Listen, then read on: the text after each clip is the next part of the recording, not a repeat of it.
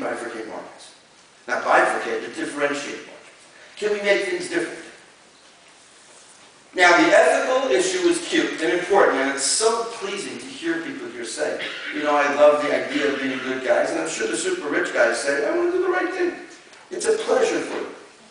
Marketing 101, they'll not sell the rational foot, sell the emotional side. Once you got their heart, their brains will follow. So it certainly in your industry makes sense to sell the heart and to use the heart and to deal with the emotional side of investment. Legal issues like OFAC, and then there's economic forces taking place, which I'll talk about soon. All of these things have put the world, not just the diamond industry, on what I call the slippery slope of legitimacy. You start getting okay, you can't stop because you start finding out about this. Dodd-Frank is an alarm clock waking people up and saying, hey guys, you better clean up your chain of supply, your supply chain. Wake up, everybody. And companies are waking up, and they're starting to ask questions. Then they're becoming ethical. Now that you put the guns in my head, I found religion. No problem. But that's okay, because that's fine. Because once they start, they won't be able to stop. And they'll start asking more and more questions about who's making the Rapaport iPhones and whether or not people are jumping out of windows. In other words, I'm predicting the monetization of externalities. They talked about externalities this morning. Great, I love it, wonderful. We don't know what to do. We don't know how to measure. There's too many things. Hey, to me, I'm not coming from the investment world. I'm coming from the business world.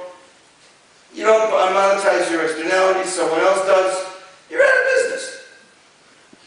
You really are out of business.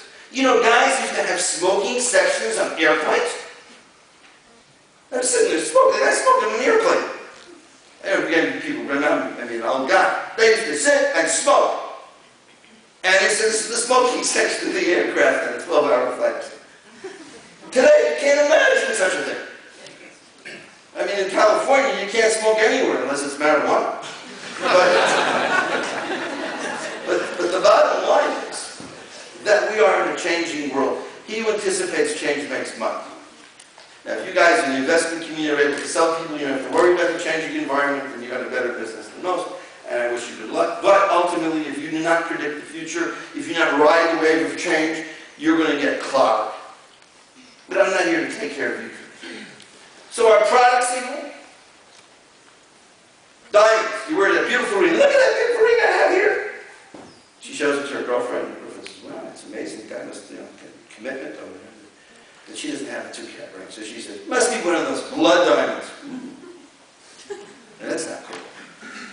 That's not cool at all. And what if it really is a blood diamond? What if I went over here to Bahnhofstrasse, took a machine gun or something, an AK-47, blew the brains out of a bunch of jewelers, nice Swiss jewelers, and then came here to sell the diamonds?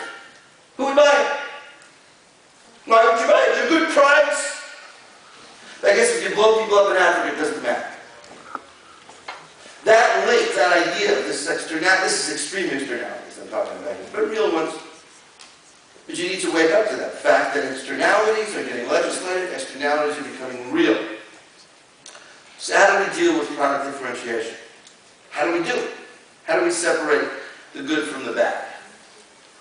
Well, first of all, certification is the key. Because if I give you something good and you don't know that it's good and you can't prove that it's good, then it isn't good. A good product without a certificate is the sound of one hand clapping.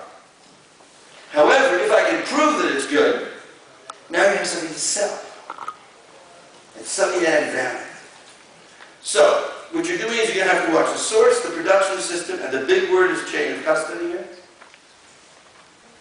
Responsible Jewelry Council, very nice, does partial certification. They'll take a company, they'll make sure there's no child labor, they'll make sure 100 things, but they won't make sure that they're not buying Zimbabwe. Garbage in, garbage out. So this idea is where we see it evolving, where different companies are starting to sign on to these agreements, to these commitments, to these legal commitments, that we are going to sell products in a certain way. And when they finish selling those products in a certain way, then there's a problem because you don't know where it came from. And now we're talking about chain of custody, which is going to destroy the entire distribution system. No good deed goes unpunished. I'm running this business for 100 years. You're telling me I got to have some accountants check who I'm buying from, and it's sensitive who I'm buying from. I got to tell them who I'm selling to, who I'm buying from, or someone has to order me. Tremendous resistance. But Nike, 1994, 95, child labor in Vietnam. This will get your attention. The stock price went down 50%. Now that gets your attention if the stock price goes down 50%, right? What do you care about child labor in Vietnam? You don't. I shouldn't say that because the people here are good people.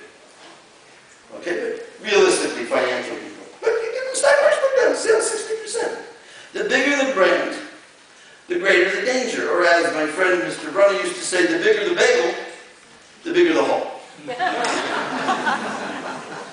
Which means that you are running a tremendous risk running an international brand and exposing yourself to reputational risk because your diamonds or your gold or your coltan is getting people killed. So you avoid it. The board of directors of major companies, the investment people, you people, the number one thing is don't screw it up. They make money more, make a little less money. The first rule of conservative money management or business management, board of directors, don't do anything. The board of directors to their executive CEOs, don't do anything that makes things bad. Extreme risk adversity. And NGOs, God bless their souls, they yell at that night, and they will look for the holes in your company. You own a company that gets set up by an NGO to get screwed. Diamonds, gold, coltan, or whatever the hell it is.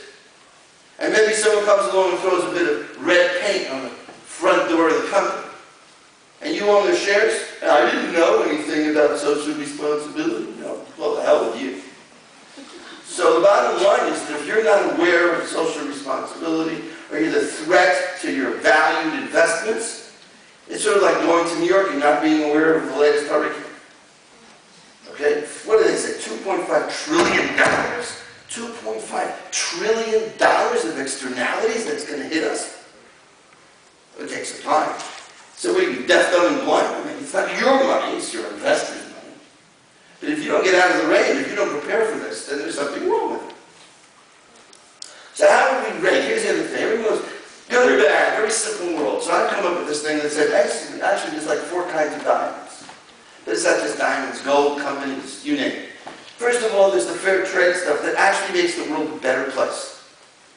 And here we're talking about, say, some farmers, some miners, and these guys actually kick and get microeconomic beneficiation at the grassroots level, so then they buy shoes and they do this and that. It means the local product that is mined or produced actually creates economic benefit at the grassroots level, which then filters up with a multiplier effect through the entire economy. That's really sexy stuff. As it means it's legitimate. You know, I don't know, Anglo-American gold would be in De Beers, right? There's nothing wrong with it. It doesn't create a better society necessarily, but there's no environmental damage, nothing wrong. Unknown, I don't know where this stuff comes from. Problematic. No direct major human right, no one's getting killed, but there could be a lot of other problems with it. And evil. Severe human rights, people getting raped, killed, dogs eating, biting people, stuff like that, physical violence.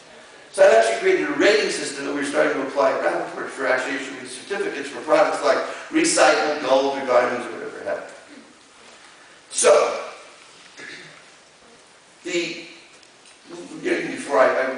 I'll do this. Maximizing your sustainable profits is the goal of the business. Short-term, long-term, I don't know. Warren Buffett seems to pay the rent occasionally. He's not a short-term guy. There must be somebody with money somewhere who sees beyond the belly button.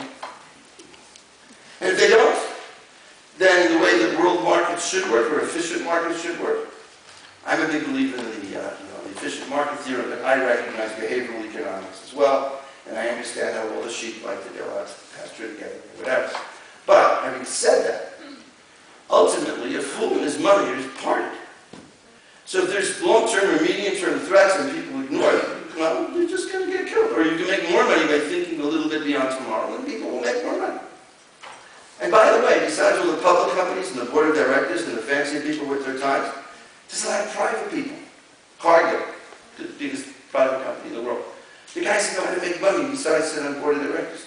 So, maximizing sustainable profit is where it's at. Altruism.